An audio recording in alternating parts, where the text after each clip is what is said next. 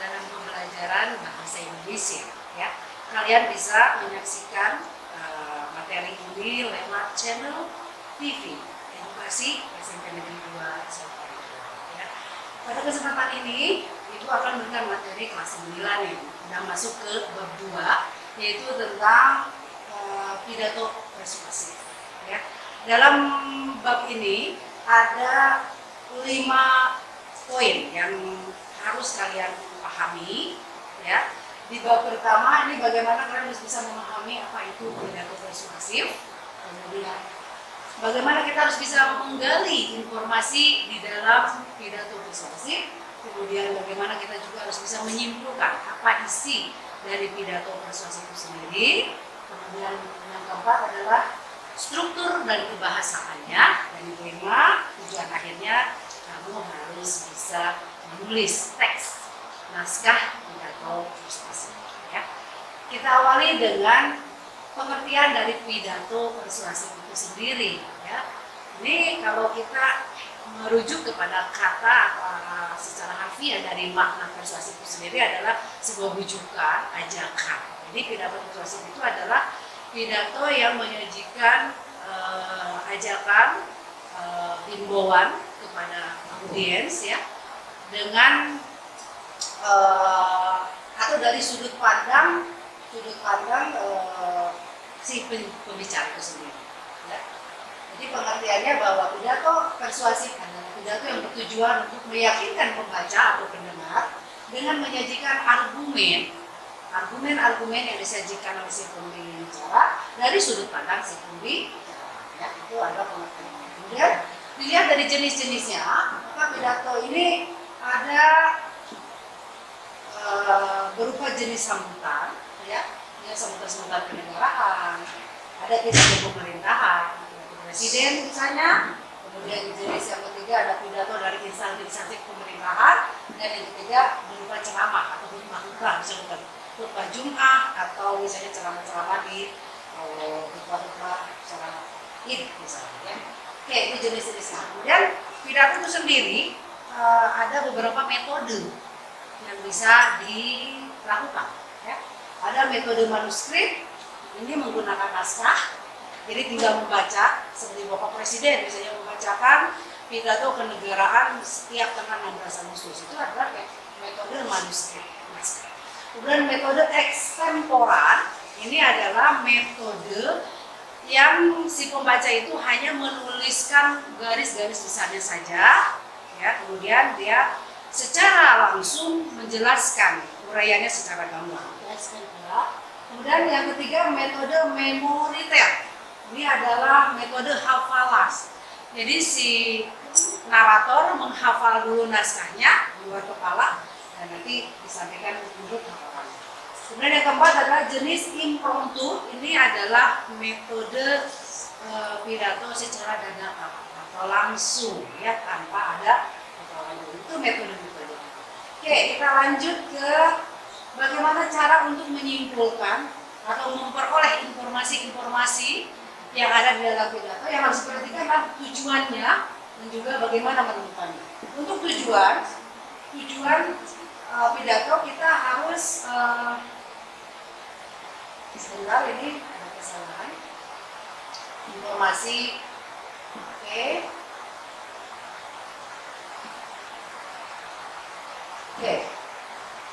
Langkah-langkah untuk menyimpulkan, ya, langkah-langkah untuk menyimpulkan isi pidato, kamu harus bisa memusatkan perhatian. Jadi ketika menyimak sebuah pidato, pusatkan perhatian kalian. Kemudian yang kedua, siapkan alat tulisnya, ya, buku, pensil, poin, dan dengarkan pidatonya itu dengan seksama. Kemudian catat pokok-pokok yang pentingnya saja, berupa informasi ketika kita sedang mendengarkan. Kemudian simpulkan dan tuliskan kembali kesimpulan itu dengan bahasamu sendiri. Oke. Apa yang harus diperhatikan dalam menyimpulkan isi pidato? Pertama, kesimpulan itu harus memuat pokok-pokok isi beritanya atau isi pokok pidatonya. Kemudian kesimpulan tidak boleh menyimpang dan simpulan bukanlah komentar, melainkan ringkasan. Jadi Dalam menyimpulkan tuh kamu tidak boleh mengomentari, tetapi harus berupa ringkas. Setelah itu struktur dan kebahasaan pidato persuasif. Strukturnya di sini, jadi ada struktur kebahasaan, ada struktur dan kebahasaan. Kalau struktur bagaimana garis besar penulisannya, kalau kebahasaan nanti berkaitan dengan ejaan, tanda baca, gaya bahasa yang dipakai untuk penulisan. Oke, kita ke struktur. Strukturnya itu secara garis besarnya ini dibagi menjadi 3, ada pembuka, ada isi, dan ada penutup. Ya, untuk pembuka, apa saja sih yang ada dalam pembuka? Dalam pembuka sebuah pidato itu terdiri dari salam pembuka, ya, salam, assalamualaikum, selamat pagi, good morning, good evening, misalnya itu adalah salam-salam pembuka. Dan sapaan, menyapa audiens, ya. Ucapan syukur ya, ucapan syukur, alhamdulillah, panjatkan kepada Allah. Ucapan terima kasih ini kepada audiens yang sudah bisa hadir dalam acara tersebut. Dan tujuan pidato harus disampaikan di dalam pembuka ini. Ya, apa tujuan kamu, tujuan kalian menyampaikan pidato tersebut. Kemudian untuk isi pidato ini harus memaparkan permasalahan atau materi yang akan disampaikan. Permasalahan harus diuraikan secara terperinci, jelas, ya. Dan bagian ketiga terakhir adalah penutup, di mana penutup ini merupakan bagian akhir dari pidato yang terdiri atas kesimpulan. Ada juga ucapan terima kasih juga, dan juga permohonan maaf atas semua kekurangan misalnya dalam menyampaikan masalahnya, dan juga salam penutup. Ya. Penutup pidato tidak harus lengkap, ya boleh sederhana saja. Oke, itu strukturnya adalah pembuka, isi, penutup. Ini harus kalian perhatikan karena nanti kamu harus menulis naskah ini berdasarkan bagian pembuka, bagian isi, dan bagian penutup. Oke, kita lanjut ke kebahasaannya. Untuk kebahasaannya, nah dalam pidato persuasif banyak menggunakan kata-kata sambung di dalam penggunaan bahasanya. Ya. Yang paling digunakan kata sambungnya itu adalah konjungsi. Konjungsi adalah kata sambung, masih ingat? Pelajaran kelas 7, kelas 8, konjungsi. Konjungsi adalah kata sambung. Pengertiannya dulu, konjungsi itu apa? Ya, konjungsi adalah kata yang digunakan untuk menghubungkan satu unsur dengan unsur lain. Maka disebut kata penghubung. Ini bisa menghubungkan antar kata dalam kalimat, menghubungkan antar kalimat dalam paragraf, atau menghubungkan paragraf dalam sebuah tulis. Itu konjungsi. Ada beberapa konjungsi di sini, ada konjungsi koordinatif, konjungsi korelatif, konjungsi subordinatif, dan konjungsi antar kalimat. Ya. Konjungsi koordinatif dan korelatif ini lebih masuk ke dalam kalimat majemuk sementara. Ya. Kalimat majemuk sementara biasanya ditandai dengan penggunaan kata-kata penghubung dan, tapi, melainkan, ya, sedangkan. Nah, itu adalah kata-kata konjungsi koordinatif dan korelatif. Sedangkan konjungsi subordinatif ini lebih masuk ke dalam penggunaan kalimat majemuk bertingkat. Artinya bagaimana kalimat induk bisa diuraikan menjadi anak-anak kalimat. Dalam subordinatif itu ada induk kalimat yang bisa diuraikan menjadi anak kalimat. Misalnya, ibu memasak daging sapi. Misalnya, ibu adalah fungsinya sebagai subjek, memasak, predikat, daging sapi adalah objek. Kita uraikan atau kita perluas si bagian fungsi objeknya. Daging sapi kita perluas. Misalnya, ibu memasak daging sapi yang kemarin diperoleh dari hasil kurban misalnya. Nah, maka daging sapi yang diperoleh dari hasil kurban itu adalah anak kalimat perluasan dari bagian objek. Kemudian ciri-cirinya juga, ya, tadi antar kalimat belum ya. Jadi konjungsi antar kalimat itu menghubungkan paragraf satu dengan paragraf lain di dalam naskah tersebut. Sekarang ciri-ciri kalimat persuasif harus diperhatikan.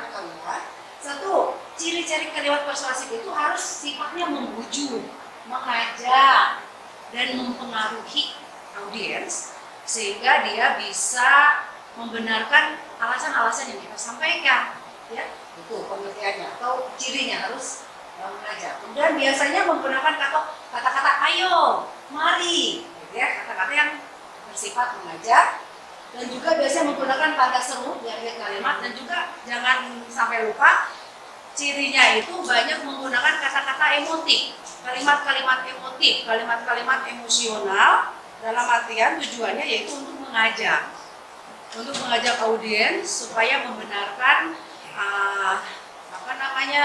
tujuan atau keinginan atau harapan atau ajakan yang disampaikan oleh si pembicara. Oke. Kita lanjut ke penyusunan nih. Di bagian akhir tentunya kamu harus bisa menyusun pidato masing-masing, ya. Jangan dulu dicari yang sulit-sulit, carilah tema-tema yang sederhana. Jangan lupa strukturnya tadi, bahwa penyusunannya harus terdiri dari bagian pembuka, bagian isi, dan bagian penutup. Ya, dari bagian pembuka ada ucapan salam, syukur, kemudian tujuan dari pidato tersebut disampaikan. Kemudian dalam bab isi, sampaikan secara ringkas, jelas, ya, padat, singkat. Ya. Dan di bagian penutup diakhiri dengan permohonan maaf juga ada, ucapan terima kasih juga ada, dan kesimpulan. Jadi harus ada kesimpulan akhir di dalam bagian ya. Jangan lupa kebahasaannya banyak menggunakan konjungsi, baik itu koordinatif, korelatif, subordinatif, atau antar kalimat. Juga menggunakan bahasa-bahasa emotif, kemudian kata-kata yang bersifat mengajak, juga kata-kata seru. Itu biasanya yang sering muncul di dalam sebuah teks naskah pidato persuasif. Mungkin itu saja yang bisa Ibu sampaikan untuk materi pidato persuasif ini. Kalian jangan pernah takut untuk memulai, ya. Awali dulu tulisan kalian seadanya, atau tidak usah takut salah, ya, karena Ibu akan menilai bukan hasil akhirnya, tetapi proses kalian dalam membuatnya. Harus berani untuk memulai, jangan pernah takut untuk memulai. Mungkin itu saja yang Ibu sampaikan. Mudah-mudahan apa yang Ibu sampaikan ini bisa kalian pahami dengan baik dan bisa menulis naskah teks pidato persuasif. Sekian. Assalamualaikum warahmatullahi wabarakatuh.